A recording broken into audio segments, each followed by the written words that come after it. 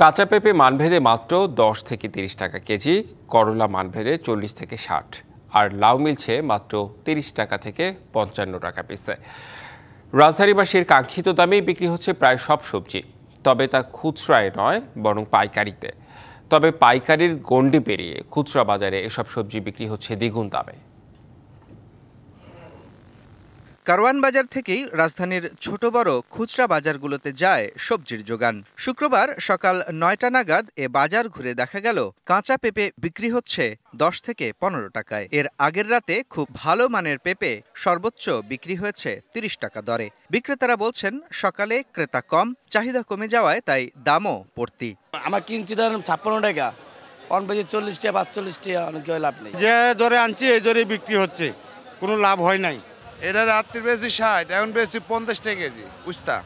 এ বাজারে পাইকারিতে করলা মানভেদে 40 থেকে 60, বরবটি 60 থেকে 75, শিম 120 থেকে 125 টাকা কেজি। বাজারে ভালো মানের লাউ বিক্রি হয়েছে 55 টাকা প্রতিটি। সকালে ক্রেতা কম থাকায় লাউয়ের দর নেমেছে 22 থেকে 30 টাকায়। একবারে হাইয়েস্ট 45 টাকা পিস, আর একবারে লোয়েস্ট হচ্ছে 22 টাকা 25 টাকা এটা পিস। শিয়া বাটার ও ভিটামিনে সমৃদ্ধ লিলি বিউটি সোপ, তারুণ্যময় উজ্জ্বল ত্বকের জন্য। রিমার্ক। কিন্তু নিত্যদিনের এসব সবজি খুচরা বাজারে ঢুকেই হয়ে যাচ্ছে প্রায় দ্বিগুণ। কারওয়ান বাজারেই পাইকারির কাঁচা পেঁপে খুচরায় বিক্রি হচ্ছে 30 থেকে 40 টাকা কেজি, আর 40 থেকে 60 টাকার করলা খুচরায় 80 থেকে 100 টাকা কেজি। পেঁপের দামটা সব সবজির থেকে কম। পেঁপেটার দাম হইতেছে 30 টাকা, করলা বিক্রি হইতেছে 80 টাকা, বরবটি 100 টাকা। যদি 40 টাকা বাইরে যায় কেজিতে, তাহলে কেমনে খাবো? সব জিনিসের দামই একটু বেশি।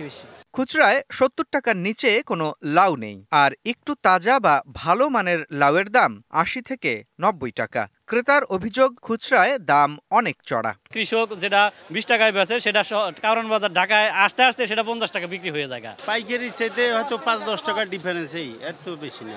যদিও পাইকারির সঙ্গে দামের এ পার্থক্য নিয়ে নির্বিকার বিক্রেতা। তাদের দাবি, কেজিতে 10 থেকে 15 টাকার বেশি মুনাফা করেন না খুচরা বিক্রেতারা।